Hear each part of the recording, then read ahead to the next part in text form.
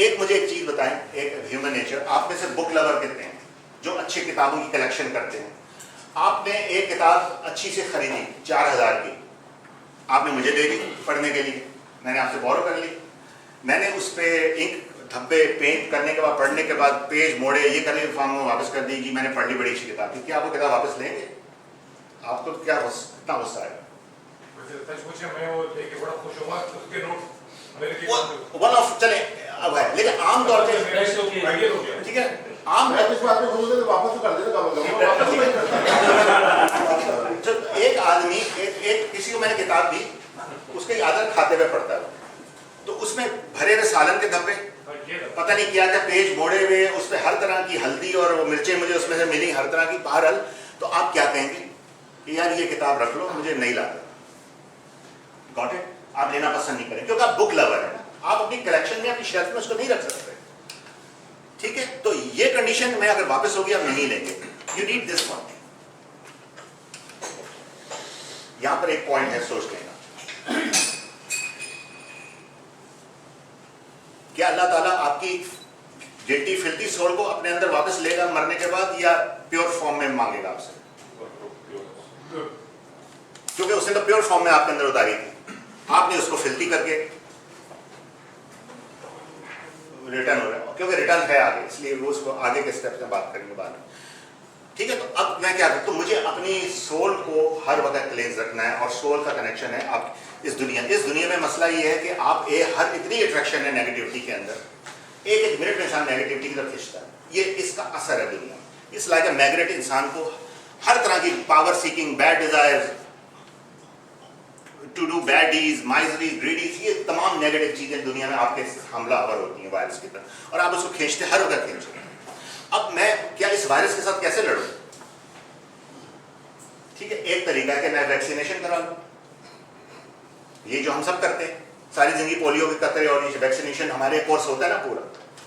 अब ये वैक्सीनेशन के लिए मुझे किसी से अपॉइंटमेंट करनी पड़ेगी, ठीक है? मुझे उसके पास विजिट्स करने पड़ेंगे, से कि मुझे वो डॉक्टर कह रहे हैं पांच अपॉइंटमेंट में आपका कोर्स पूरा होगा, 5 इंजेक्शन लगेंगे, ठीक है?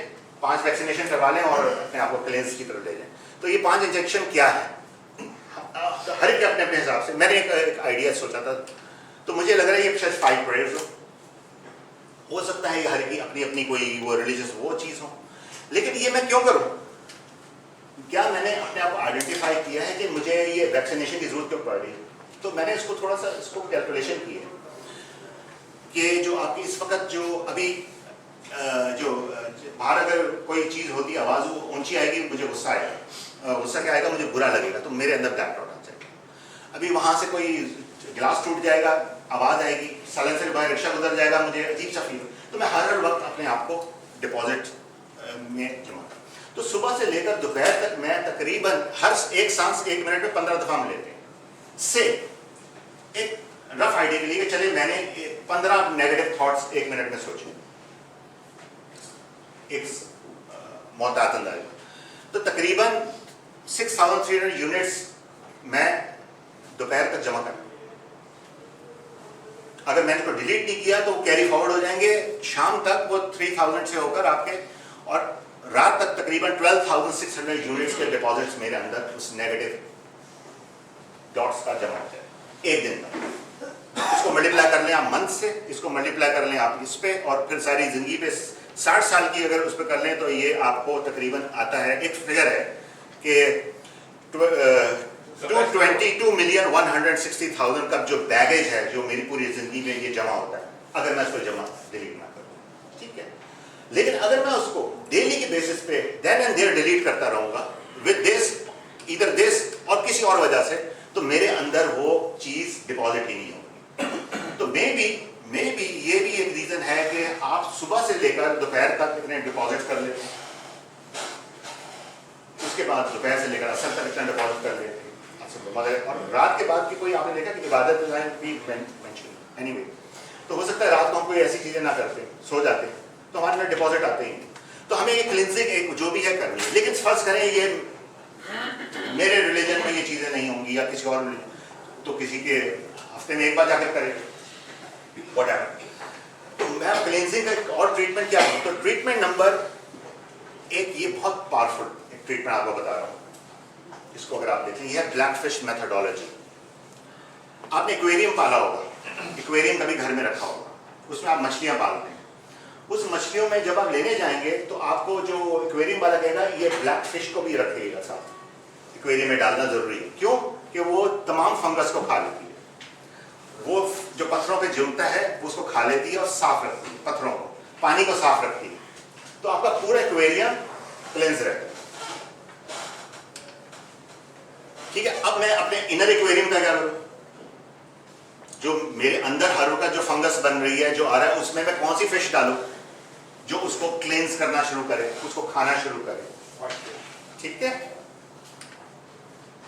यहां पर थोड़ा सा ज़हन पे आप सोच सकते हैं कि मैंने अच्छे काम भी कर लिए, उसके लिए तो टाइम है, मैंने अपनी इबादतें भी कर ली, उसका भी टाइम है, वो तो निकल, वो जो आएगा तो मैं करूंगा, लेकिन अभी मैं क्या करूं, मेरे हर डिपॉजिट मेरे अंदर हर वक्त आ रहा है।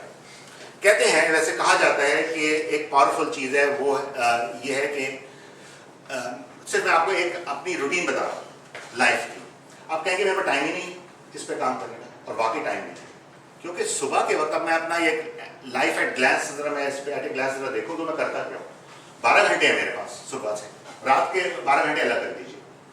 ठीक है, फर्ज करें कि मेरी उम्र 40 ईयर्स है और मैंने आधी तो सोकर गुजार दी और आधी जाके गुजारी, तो मेरे पास नेट रिजल्ट क्या है, 20 ईयर्स का रिकॉर्ड है, उसको हटा दें।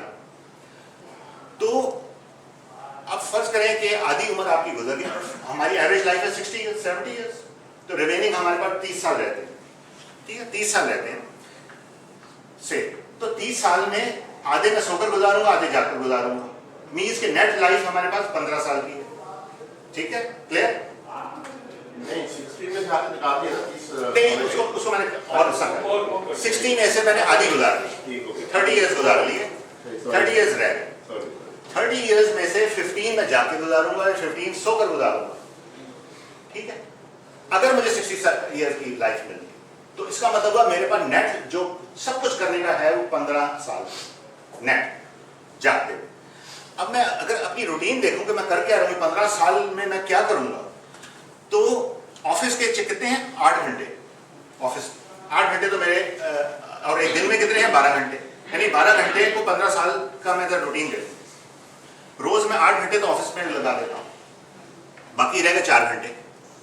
जब मैं घर आता हूं तो 3.5 घंटे तो मेरे वैसे गुजर जाते हैं, कभी अखबार, कभी टीवी, कभी खाना, कभी ये, कभी बातें, कभी कुछ चोर्स एंड एरेंड्स और घर के काम का 3.5 घंटे गुजर गए, तो 11.5 घंटे तो ऐसे ही निकल गए। ठीक है, मैंने कोई काम किया अपने ऊपर, अपनी क्लींजिंग कुछ नहीं है, मैं टाइम ही नहीं है ना, तो इसका मतलब मेरे पास सिर्फ 30 मिनट बचे, और 30 मिनट में हमने क्या क्या किया। अगर मैं नमाजी हूँ तो मैं नमाज़ें पढ़ूँ, उसमें वजू कर लिया, नमाज पढ़ ली, किरात कर ली, कोई अच्छे काम कर लिए। अगर मैं कुछ और तो कोई भी मेरे पास जो 30 मिनट है जो मैं शायद इबादत कर ली, कोई अच्छे काम कर ली, कुछ तो रात हो गई, तो मेरे पास सवाए 30 मिनट के कुछ नहीं, यही 30 मिनट हैं अगर मैं कुछ करना चाहता हूँ, क्योंकि आज का रूटीन देखकर मेरे पर टवा के टाइम नहीं। अब तो मोबाइल भी रात के 2 बजे तक देखना पड़ता है, तो अब तो वो भी गया।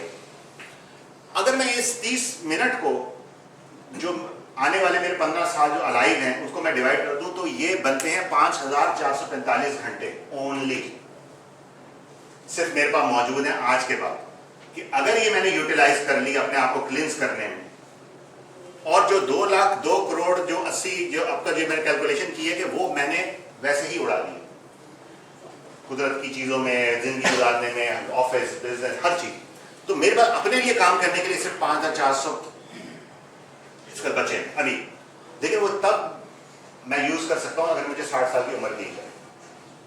अगर कल आंख बंद होगी तो ये भी टाइम नहीं है, तो सिर्फ आज ही का दिन है 30 मिनट्स।